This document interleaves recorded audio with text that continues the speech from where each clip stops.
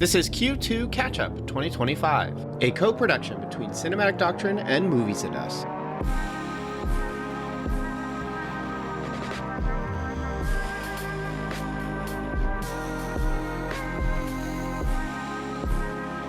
So, listener, I was just telling Sarah and Jen that it is like 110 degrees where I'm at. So the air conditioner's staying on. I don't know if this will be out before or after another episode I just did where I say the same thing. But I did not tell you two guys this. I love black coffee, hot black coffee. Oh. And I just made another cup. It's decaf this time. All day, I've been drinking hot black coffee, even though it's 110 degrees. I even went out to a coffee shop today, and I could have gotten iced coffee or a dark roast black coffee. And so I got the dark roast black coffee hot. Oh my gosh, guys. I have a problem. Did they look at you funny? I'd look at you funny. I'd be like, this dude's ordering a hot black coffee on a 110-degree day. I'm judging your life choices. Kat was like, what are you doing? She just got like ice cream because she's smart. Mm-hmm. Yeah, that's a great choice. I know people that do the reverse. Like it'll be, below freezing, but they can't drink hot coffee. I think you like taste it more. So they'll get a nice coffee. Yeah. I am that person, but I don't drink coffee. I drink chai, but it's always iced all the time. I don't like hot drinks, even if it's freezing. Okay, wait, I have to ask Melvin, what is it about the hot black coffee? Is it because you can taste the depth of flavor more vibrantly? It could be. I don't like it. Well, first off, it's so empty. Like there's no fat, there's nothing like that. So I feel good drinking it as opposed to some other drinks. Like I like juice a lot, but like that's so much sugar. And I've had some juices without sugar, and it's just like, why am I doing that? Like it's terrible. Like I remember getting an apple juice just recently, and I tried no sugar, and like it was bad. I did not like it, but I think it's actually still in the fridge. I should just throw it out. But I just two things. One, my favorite part of the day is waking up and having coffee and just sitting there and like I'm scrolling reels. Catherine's reading a book, and we're just close to each other. Milo comes over to hang out with us, my little cat. Yeah. Sometimes it's too sensory, but I still let him like bother me because I love him. But then also I love it just because it's like my whole body just, I feel like it immediately relaxes when I take a sip. So iced coffee, something about it hits different, and it's like it's different. It's just totally different. So you're faithful to it, even 110 degrees. You know, loyal. That's dedication. Yes, yeah. Faithful to three things: Jesus Christ, my wife, and black coffee. So that's pretty good. That's not bad. That's a great. That's a good list. It's so millennial coded of me. I can't believe I said that. It's how embarrassing. So hey guys, we're doing a Q2 catch up. We had introduced the Q1 catch up 3 months ago. And we had sort of thought of it as like just a fun pairing for our two podcasts, Cinematic Doctrine and Movies and Us. Q2 catch-ups are super, super chill and simple. They're very freeform. We basically just talk about over the last 3 months, what have we been watching? Then we talk about what are we anticipating? And then we get into what else we're up to, because we're human beings who do more than just consume movies. And it makes for a good time because we can't cover everything we want to on the show. Why don't we kick off with you, Jen? What have you been watching? Yeah. Okay. I have brought 4 things this time. The first film is called How to Make Millions Before Grandma Dies. It's a Thai film, and I realized I haven't watched a lot of Thai film, and so I was really intrigued by this. It had a lot of really great reviews, really high critic scores, and it's essentially about a young kid who's in his kind of teenage years, and he has a scheme to make money off of his grandma's death, because in Asian culture, there's a lot of like inheritance and passing down of assets. And no surprise to anyone, he really develops a bond with his grandma. So this tugged on all of my heartstrings. What I found most interesting about this film is the depiction of Asian family dynamics. My family is not Thai, but it's Chinese. And there were so many similarities in the subtle comments, glances, jabs, ways of caring for each other that felt so resonant and so real to me. And so that was just so thrilling to see on the big screen. The grandma's super like fun and sassy and kind of hard-edged, but obviously has a heart of gold. So This film made me really emotional, but also made me laugh, and then also made me feel really seen all at the same time. So my first item that I'm bringing is How to Make Millions Before Grandma Dies. Is that similar? That sounds similar to The Farewell. I know Farewell is not Thai. That's a Chinese movie. But yeah. Is it similar to that? It's similar in a lot of ways. I had mixed feelings about The Farewell, and I feel like this film did a lot of it better. There's a lot of like, I think like family dynamics that were really like big and kind of like saturated in The Farewell that didn't really sit well with me. And I feel like this film does a much more nuanced job of capturing those dynamics, both the like way families care for each other, but then also the ways that families are like naturally toxic with each other as well, that I thought was like just a lot more detailed and more nuanced, that I was like, oh, I was eating it up. Yeah. I know a lot of people love The Farewell though. I love that it got made. Yeah. Yeah. Want to support that. But this one's like the better version of it in my books. Yeah, you're not putting The Farewell in the grinder. So oh no, not at all. Do you have any questions, Sarah, about it or no? No, I was just laughing at Jen not enjoying The Farewell. I very much remember talking about that movie with her, and I was like, but Jen, it's so beautiful. I loved it so much. And Jen was like, nah, dude, this ain't it. Stop it. Oh yeah. So what's up next, Jen? Next is a film that actually Sarah and I got to see at the Seattle International Film Festival. DJ Ahmet. It's a film about a North Macedonian kind of shepherd boy who lives in the countryside in a rural area, and it's a lot about like growing up in a conservative, very close-knit, maybe kind of oppressive society just by nature of it being very remote. It's also a film about like the role of technology in our modern world and the ways that like some get left behind without that access and are learning to keep up. It's also about like advocacy and resistance with gender dynamics and gender roles in very conservative culture. So this film covers a lot of themes, but it's also just hilarious. It'll make you laugh, cry, contemplate all at the same time. Sarah and I both feel very passionately about this film because it's a film that has so much potential for commercial widespread success. It's not one of those indie films where you're like, I love this, but like I know that like maybe me and only my few friends will love it. It's actually a film that I really believe in could be widespread loved. And so I have to talk about it. I have to tell people about it here too. Once again, so DJ Ahmet, I hope it gets picked up for distribution deal and can get seen. That's the biggest thing. But yeah, this is an amazing movie. Time to start campaigning. Right? Sarah, what did you think of DJ Ahmet? No, it was so good. And it was so cool watching it at the film festival because this is a movie, you know, because it's not in English. So like normally if I were to see this in theaters, there'd be like maybe like 3 other people in the theater.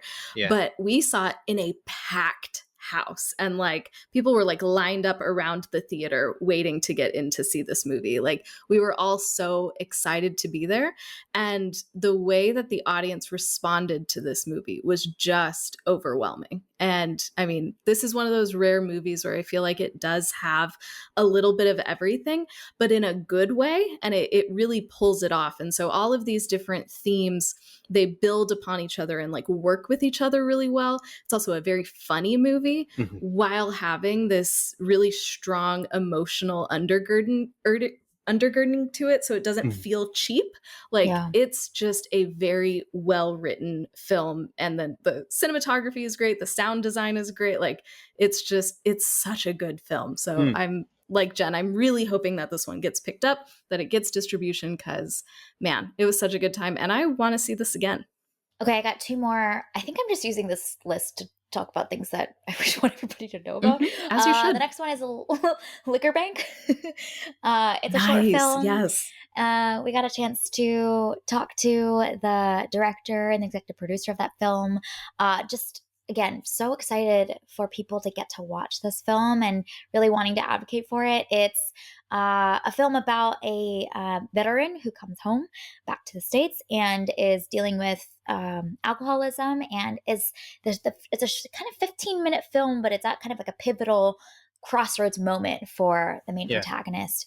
It's it's got so much meat to it. There's a lot of really interesting choices from the way that the set kind of moves, and you change rooms over the course of this couple minute film. So yeah, just excited for people to get to see this, hoping it gets picked up at the festival circuits. But particularly, I know that the buzz and the energy around this film is what will help it continue to get reviews, attention, especially in the movie critic circle. So I'm sure people that are listening to you, Melvin, and your show might also be interested in checking it out or reviewing it or talking to them. So another plug for something that I just want more people to see.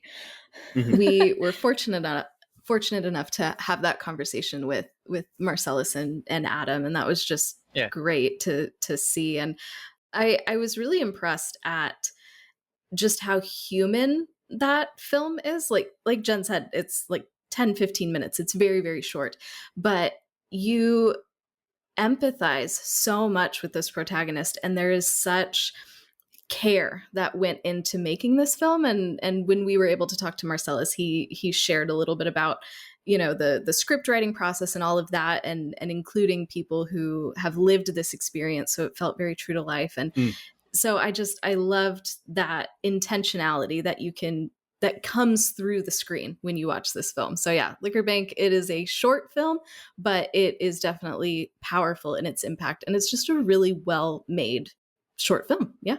I hope more people see it too. Like, we're trying to tell people about it, like, wherever we can. So if you are a movie reviewer, honestly, reach out to Adam. He's the executive producer at Movie Archer on all the places, and he can hook you up with a screener, an advanced copy, and you can review it. Like, we just want to get this out there so it gets picked up for the festivals and all of that. My last one is a music video / short film by an Argentinian duo, Catriel y Paco. I don't know if anyone's heard of them yet. They blew up on Tiny Desk a couple of months ago. I think they were at a lot of the big festivals as well. But this film and their art, I think, cannot be described as just music. They are advocating and showcasing their talent through their fashion choices. This film has a whole mini arc that I think comes through in the music as well. They're incredibly like just silly and out there and kind of like larger than life. But beyond the like goofiness on the surface, there's actually a lot of thought and commentary and heart that they have around like the industry, the role of AI in the industry today, what it means to like have to battle the like selling your soul for success, but also staying true to your art. There's just like so much there that I think can easily be missed, but they're just kind of like living so fully themselves in full color. And I think that really shows through in all of the visual choices they make, in the lyrics, in the sounds. They blend and mix across so many genres. It's a 16-minute short film that you can watch on YouTube. I just am shoving it down everybody's throat. I'm like, do you have 16 minutes because you want to watch it? So yeah, I absolutely love them and have felt so inspired by their creativity and the freshness of their ideas, which I think is special when some of those artists and creators come along. So PAPOTA by Catriel y Paco. And then Sarah, you want to go next? Sure. Yeah. I, as usual, I think brought too many things to the table, so I will just get through them very quickly because it's probably too much. So the first thing that I want to shout out is Sinners. I am obsessed. I saw that too. Jen knows that I am obsessed. It becomes my entire personality, and it's going to be released on HBO Max soon, and it will once again become my entire personality. So I'm sorry to everyone who knows me. I'm obsessed. It's just so good. And then in a very different lane, I went on a little like mini Wes Anderson marathon because which ones you watch?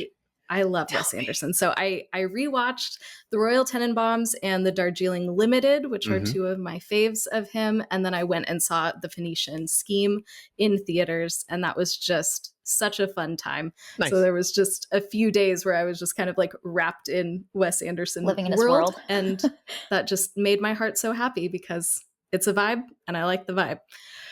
And then a couple of shows that I watched that I enjoyed. One of them is The Pitt. Jen never watched this show, but it is very, very good. But it will show you all of the gory details of what happens in a hospital.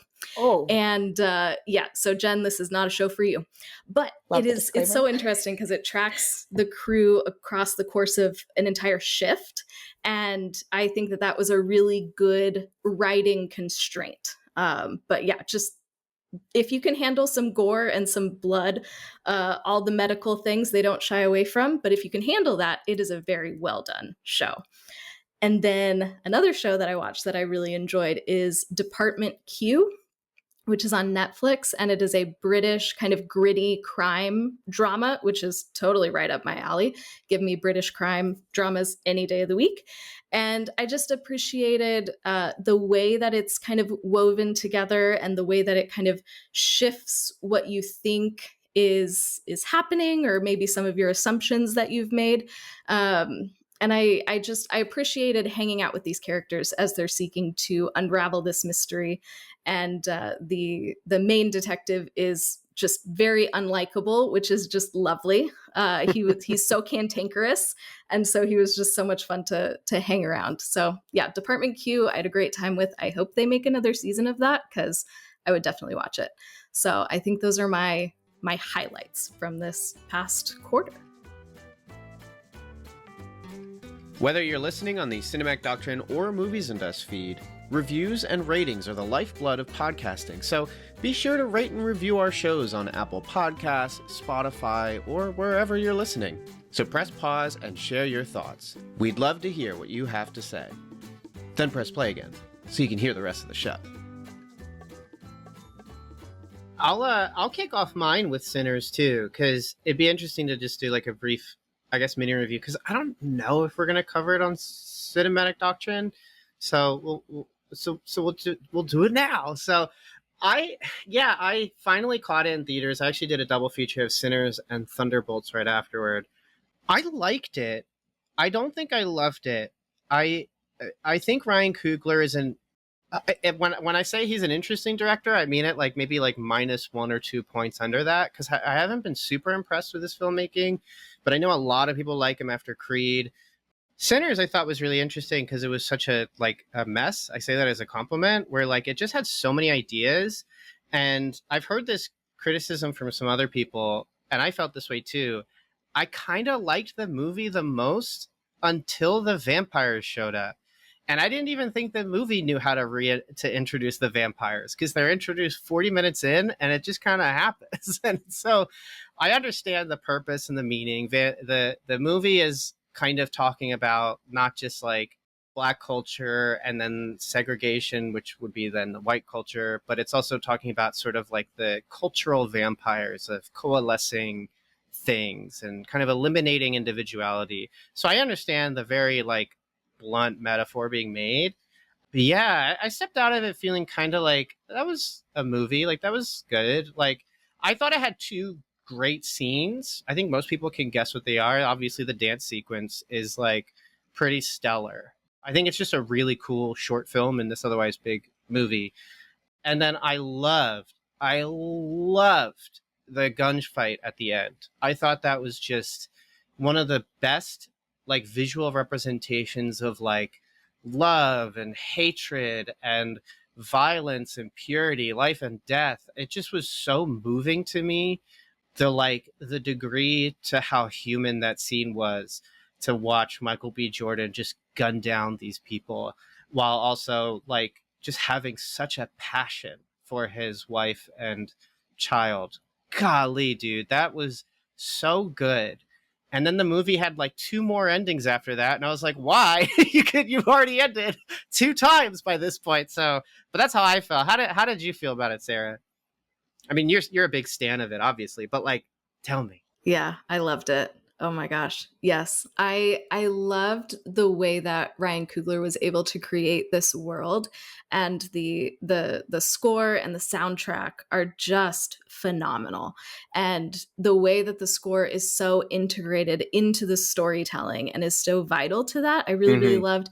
I loved the cinematography.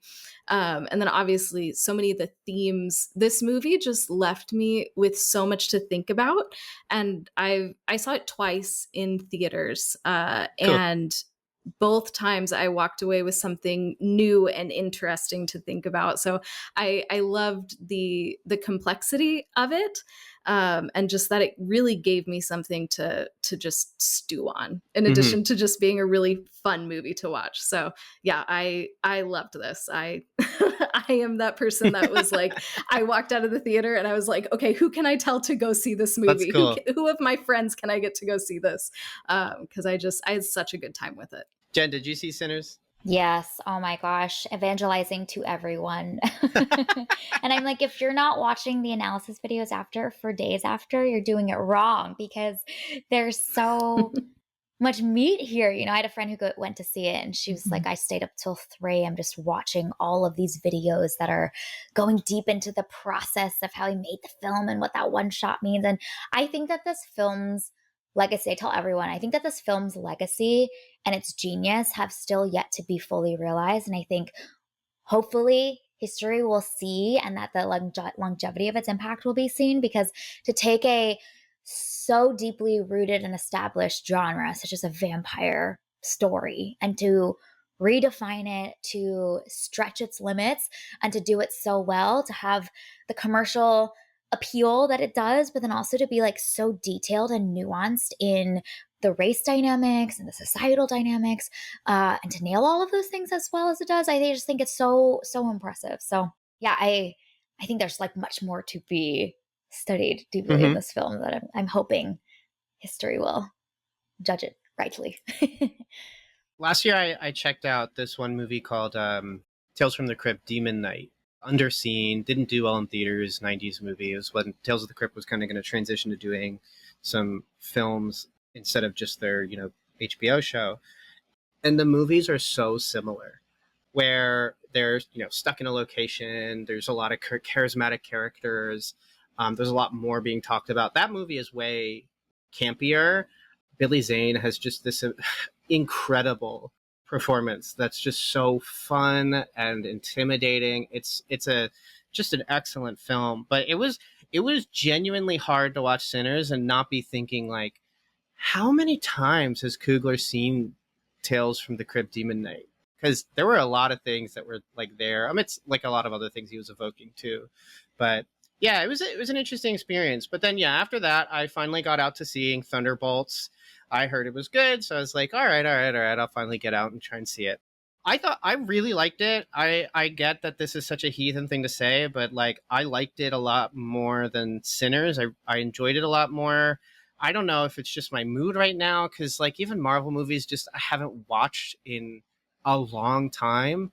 But like I just really enjoyed all the performances going on. I thought the action was really impressive and grounded in a way that like Marvel movies have totally forsaken, because they try to just go big CG nonsense.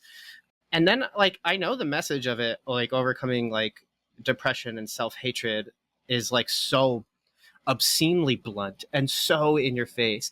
But I also like found that to be handled in a way that was still constantly visually interesting and narratively well paced.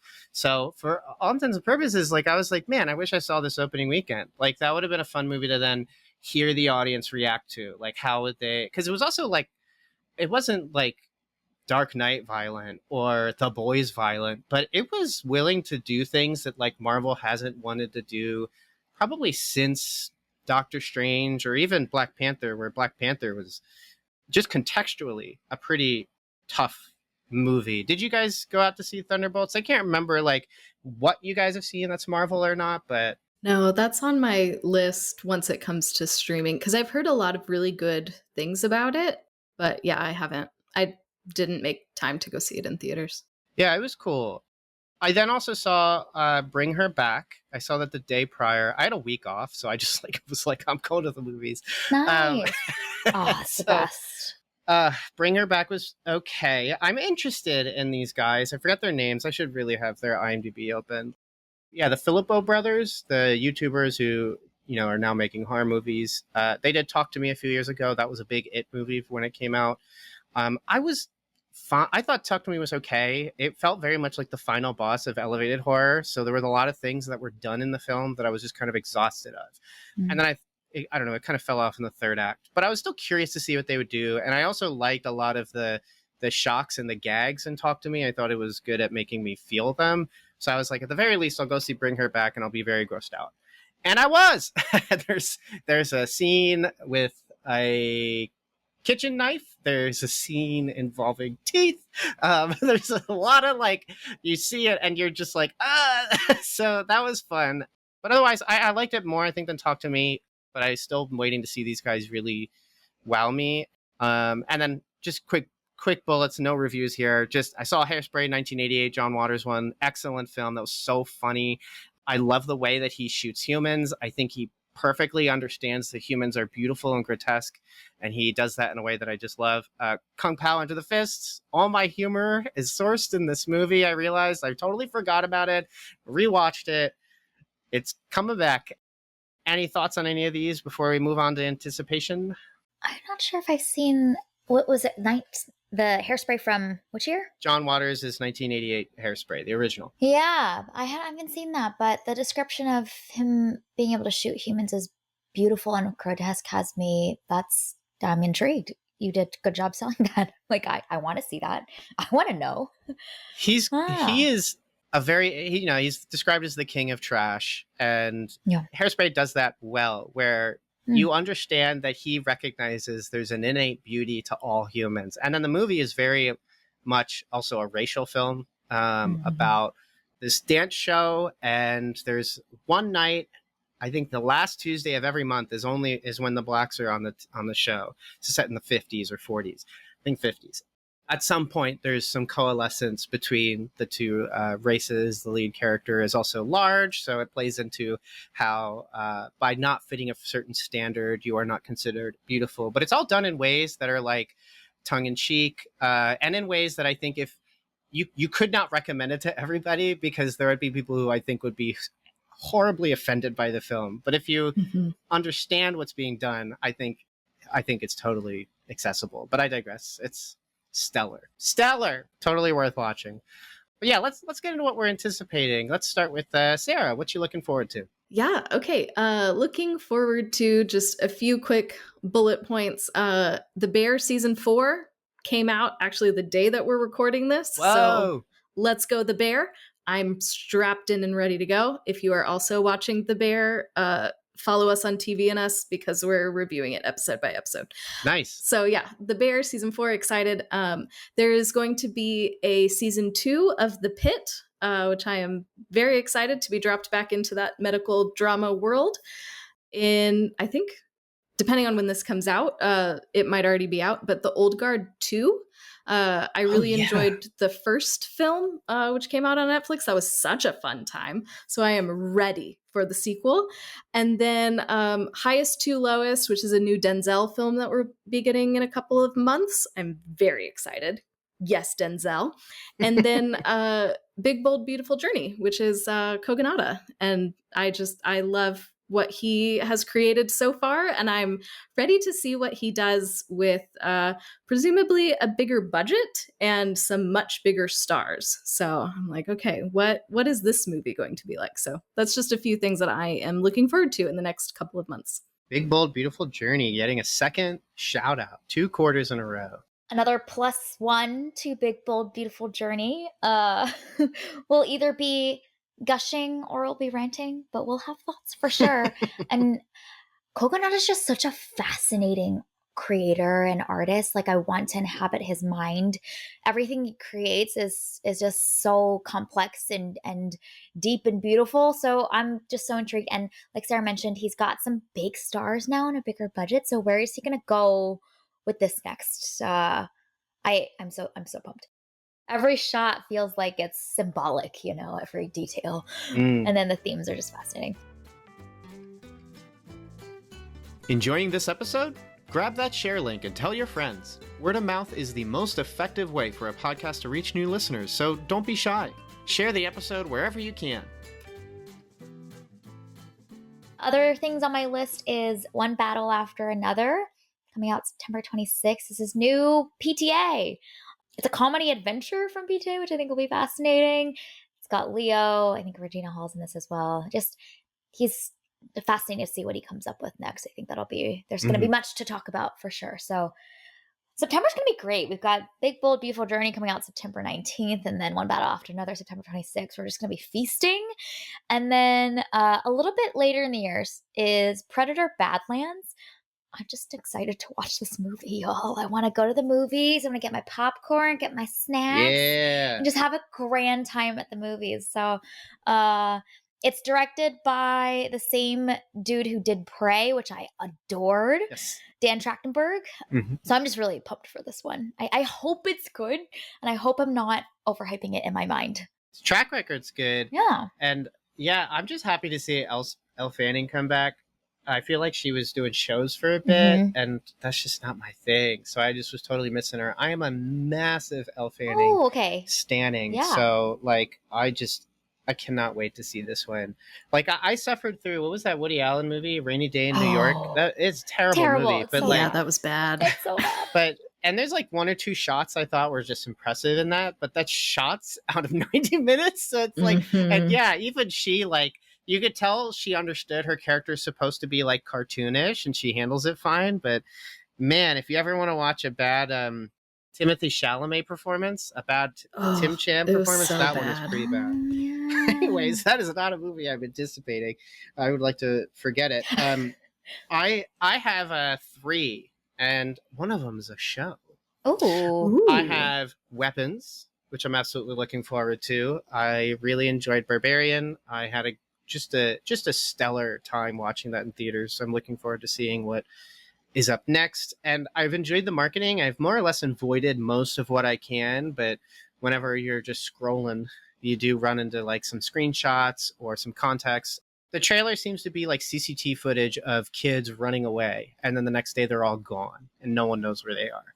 And I'm like, all right, you got me. I'm in. Like that sort of weird, otherworldly, like frightening, like thing. That to me is really, really compelling. And then Julia Gardner is just such a good performer. So I'm just so happy she's in so many roles this year. Even if they haven't all been good, it's been cool that she's working. So that's neat. Stranger Things season 5, obviously. I cannot wait for Stranger Things season 5. It's dropping November, then dropping December, and then New Year's Eve. I am obviously taking off days of work so I can watch these first thing in the morning. Last time, when the final episodes for season 4 came out, my wife and I woke up early in the morning. We made waffles. We made mixed drinks. This is like 9 a.m. by the way, because we knew for the rest of the day we're not going anywhere. Yep. And it was all themed around Stranger Things stuff. We had Stranger Things pizza from their pizza joint. Anyways, so I'm hyped. I cannot wait for this. And then Five Nights at Freddy's 2. I thought the first one was fine. I think it's an extremely interesting movie because the games they're basically two things. They're anxiety engines, which is what makes them really compelling. And they're dreamlike logic and storytelling. And the movie was not anxiety inducing, but it did utilize dreamlike logic, which was really interesting. So I'm hoping this next one can channel the anxiety stuff and be more violent, more fun, which it seems they're intending to do. But those are my 3 anticipated projects. Nice. Okay, so what else are we up to? I guess I'll kick this one off. Most of my downtime's just been Black Ops 6. I don't know. I don't have time to run anything. Just like I work 40 hours a week. I come home. I work on the podcast, which I love doing. So it's not at all a stressor. And then I'm tired. So I play around with zombies and I go to bed. But yeah, I did do that week off of work, which was really nice. So I did a staycation, hung out with Catherine a lot. Coffee, chatting, dating, just being friends, because that's what we are, just the best of friends. We love each other so much. And then I started a Plex server. Do you guys know what Plex is? Nope. A little bit. I've like found movies that I've watched on there. That's it. So just another streamer out in the ether, right? Yes. Yeah. So Plex has its own streaming section, but it's also an app you can download. It was free forever, but of course when Melvin decides he wants to start using it, it turns into a $6 a month thing. That's fine. That's way cheaper than every streaming service ever. So $6 a month, you can download this app and run it, and it reads a file or selected files on your computer. And then on any device, any videos that are in that file can be streamed to those devices. And then you can share it with other people. So if they make an account and they have a login, it's free for them. They just get access to whatever they're shared to them. So the movies that I own digitally, that I have copies on my computer, I can just put on this 20 terabyte hard drive that I bought on sale, and I can go anywhere I want and I can stream them. So I've had a lot of fun just kind of like organizing and collecting and just like setting that up. And then also like there's a lot of customizability, so you can make collections of different directors. So I started adding, like, if I own a movie that I may not have like in the Criterion release, but I know it's in the Criterion collection, like I think I have Fear and Loathing in Las Vegas. I don't have the Criterion release, but I can put it on this and compile it into my Criterion like folder. So now I have something like 60 some odd Criterion movies all put together, so I can save my money when the Criterion sale comes around, because I'm like, nah, I don't need to buy that $40 disc. No way. So that has been genuinely so much fun. So that's what I've been up to. That staycation sounds incredible. Like, we need time like that to just like wander, you know, like have uninterrupted, non-rush time to like spend time with people and go watch the things you want to watch. But I also totally feel you. People are like, what are you up to? I'm like, honestly, work, feeding myself, laundry, doing our podcast. I'm like, what other time do I have? You know, like, yes. Yeah. When you have like a side gig you're doing, like I'm pretty sure none of us have kids. And so like when we have these other things we're doing, that's what we're doing. If I had kids, taking care of my child would be what I'm doing, but I don't have one. So this is what I'm doing. And so, like my time is just like eaten up by the man, which I hate. And then what spare moments I get, I invest usually into this. We get to do this. Yeah. So, yeah. Hey, both Cinematic Doctrine and Movies and Us are on Instagram. So if you want to keep up with either of us in real time, links will be in the show notes. Sarah, what have you been up to? Okay, yeah, this has been kind of a busy quarter. So if you will indulge me, it was a big quarter for our podcast too. Whoa! Tell me. Yeah. We, in this quarter alone, and I'm probably missing some things, but we launched our website. We went to our first film festival. We interviewed our first director. We just released our 400th episode of the podcast. And as of the day that we are recording, we have now added video to our podcast as well. So like we had so many things happen for our podcast in this one quarter. We are out of control. Congratulations, guys. That's so cool. Wow, I like had an out-of-body experience hearing that, because I'm like, oh yeah, that we lived through that, but I did not realize so many things happened, you know. It was a lot. Kind of wild. Let that be a good lesson to the listener. If you write down your accomplishments over the last 3 months, like I think you will be proud of yourself. Like and it can be as simple as like, I don't know, if you're depressed, getting out of bed. Like, I know that can sound so lame, but genuinely. So like, but then, it's a big deal. You eventually get to this point where like you're saying, Sarah, you just realize like, oh, we are a different podcast now. Like, this is a totally different operation. Gosh, guys, great job. That's awesome. That's crazy. Thank you for putting that bullet list together. Yeah. No, I love lists. Don't you worry. I always have a list going somewhere of something. So then outside of the podcast, I spent a week in Seattle with Jen. That was so much fun. We watched so many movies. We did so many things. It was such a great time just to be in the PNW, which I just love. Another kind of crazy thing that happened this quarter is I started working full time. I've been contracting and freelancing for like 5 years. And so one of those contracts became a full-time job. Awesome. Now I just have to get rid of some of my other side hustles though, because I have far too many things going on. And then outside of all of that, I've still just been like in my downtime, like watching a lot of sports. The WNBA is going right now, and I am just having a great time watching lots of basketball. And then I've been reading lots of books. So good mix of like nonfiction and then some like mystery kind of stuff going on. Cool. So just enjoying, especially reading like physical copies of books and getting away from screens. That has been really helpful, I think, for just like me and my mental health, to take a break from a screen and read a physical book. So those are some of the things going on in my life. What's the most intriguing thing that you're reading right now? Like, of all the things you're reading, you're like, I just kind of gravitate towards this one. I want to pick it up again. Yeah. I just started a book yesterday. I'm going to mess up the name. Hold please while I pull up Storygraph. You're so close. You almost got it. You're so good. You almost got it. Did not almost got it.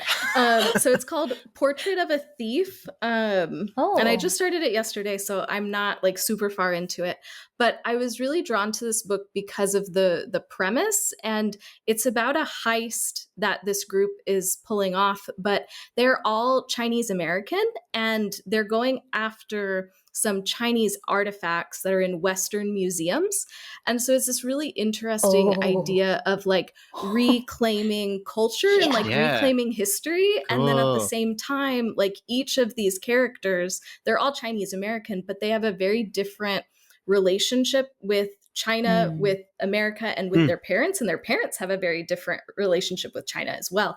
And so so far the book is doing a very good job at playing with this kind of clash between like the past and like recovering these artifacts, and the future of like what their aspirations are, and you know what their parents want them to be, and all of that. So so far I'm not very far into it, but so far that has been really engaging, and I'm appreciating kind of that tension and those themes. And it's a different way to look at an art heist concept, and bringing that cultural aspect into it, I think has been just really interesting to think about, because I've never thought about art and artifacts through that lens before. So I'm enjoying that thought exercise. And what about you, Jen? What's up? Yeah, a bunch of the things that Sarah said, I've jotted down here, going video on the pods. I think that felt like a big step for us. And then also it's like so much change in our operational flows, so much change in like figuring out our format. So that felt big. So I jotted that down. Just got back from a trip to Korea. A friend and one of her friends was getting married. So we kind of tacked on 10 extra days to just frolic around Korea. We got to do the coast of Busan and then back up to Seoul. And it's just so much to explore. Just kind of the joy of letting just your feet wander and not knowing having to keep track of what time it is, or passing by a shop that looks intriguing, and just like being able to indulge and go in was just so fun. So lots of just exploring and getting inspired from all of the visuals and the shop designs. And there's just so much to see and look at. So Korea was great. And then been playing tennis these days at an ungodly hour of 6:30 a.m., which has been painful. Let me tell you, it's like 30 minutes away. So I have to get up at like 5:30 to leave by 6. And every time the night before I set my alarm, I'm like, why did I do this to myself? What are you thinking? And then afterwards, I'm like, oh my gosh, this is great. We have to do this again. We should do this more. So that's the emotional roller coaster I go on with tennis, to find time to do it. So 6:30 a.m. tennis has been thrilling. And then I've recently, just a couple months ago, discovered thrifting. So that's been so fun. Discovered thrifting. Thrifting life is a life for me. Tell me the journey of this. Tell me this. I love thrifting. That's like my lifeblood. But I just went today actually and got a couple movies. Heck yeah. But how did you fall in love with thrifting? Well, for the longest time, I just didn't buy a lot. I just like would have what I had in my wardrobe and whatnot, and just, keep wearing the same things again, and they work fine and whatnot. And you're an outfit repeater, aren't you? Oh yes, absolutely. I'm like was notoriously just like millennial core, like skinny jeans No. to the All end. right, I stand skinny. That's good. I love And skinny then jeans. a friend was visiting, and she had recently discovered thrifting as well. So there's a train that they have in California that they also have a ton of locations here in Seattle. Mm. So we, for a weekend, kind of like jumped from spot to spot and like checked out what each place had. The first place I went to, I like didn't know what to do with myself. Like moved a few things on a rack and then just kind of stood around. I was like, this is overwhelming. I don't what this is a lot. This is a lot of work. And Yeah. then Yep. yeah, you have to like commit. It's a Yes. it's an arm workout, and you have to have patience. But when you discover a piece that is something you would never look for, and you're excited and inspired to like wear out or figure out how to pair together, it's great. So been seeing how fashion is a form of art, and been really so much fun. And I love a good deal too. So when I can get a top for like $4, makes my heart so happy. So online shopping is exhausting and painful, and I'm now trying to evangelize thrifting to everyone. Yeah, and when you buy stuff, you don't know if like, well, would I want it in an hour? So you just gotta buy it now. Like, yes, you just gotta exactly. when you have it in hand. Yeah. And especially when it's something kind of out there, and you're like, I don't know, or this, but I guess we'll try. We'll play with it. Yeah, it's fun. What do you typically thrift? Are you looking for like I almost always check the movies or books? Yeah, the first thing I go for is movies. I have found really old out of print Criterion releases. I've found totally new Blu-ray Criterion releases. Talking about Wes Anderson, my wife and I were talking about how we need to get the Bottle Rocket Criterion release, and I was like, oh, we'll probably get it the next sale. Anyways, we go thrift that day, literally right there, saran wrapped and everything. Whoever bought it just didn't even open it. So of course I get it. And you know how much Blu-rays are in my thrift store? They are $3. Doesn't matter what edition. Oh my gosh. So there was also Stranger Things has season 1 and season 2 are on physical media. They announced the season 3. They never came out with it. I would love that because I would like to own it. And I know there's like, sellers online who will sell it to you, but it's definitely pirated. Season 2, much smaller release than season 1 had. So it's really hard to find. Pretty much $70 to $80 online. I'm like, I'm not going to spend $70 to $80 for that right now. Anyways, I found it for $7 at a thrift store. So I bought it. Wow. So just hearing about it makes my heart happy. Literally today. For you. Here's what I got today. And I really had self-control. Treasure of Sierra Madre on DVD. This is just one of several. I got Monsters Inc. on Blu-ray. Quiet Man, John Wayne. This is a John Ford movie. Blu-ray. Yeah. I'm trying to get all the Twilight movies, so I finally got Eclipse and Breaking Dawn Part 1 on Blu-ray, and then also Reservoir Dogs on Blu-ray, which is still nice. Wow, you've got range there. Yeah, and your Discovery. That is a small collection that I got today. Good loot. I get a whole lot more. Anyways, thrifting's great. I stand a thrifter. Yeah. I encourage this. This is good. Keeping things in the system too. Like there's so much junk that's printed and then you throw away. So I'm like, keep it in the system, Like a lot of the physical media is like that, Yes. Someone who doesn't need it anymore is going to a great home on your shelf.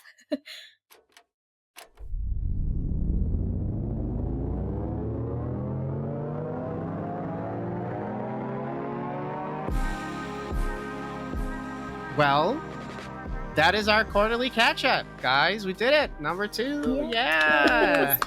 Nice work. Just for the listener, we thought of prepping things that had happened in the movie industry in the quarter. We didn't do that this time. Look forward to it in quarter 3. So hopefully nothing disastrous happens. I don't know. Maybe Harvey Weinstein dies. That'd be good. We would totally start the episode with that. I would edit in like celebration, I put in music. Oh my gosh, it would be such a good time. Anyways. Yeah, we'll see what can happen in the next 3 months. A lot can happen apparently. A lot can happen. In the world. Oh no, I just saw Sarah's getting out her weapons. I think she's going on a mission to kill Harvey Weinstein. Oh my gosh. Sarah's just posted up in her office. Sorry, Sarah, you're catching strays. Yes. all of my weapons of like my phone and my podcast mic and my cup of water, like those are the only things that I have in my vicinity. Your very dangerous things in early my work print of Zach Kreger's weapons movie.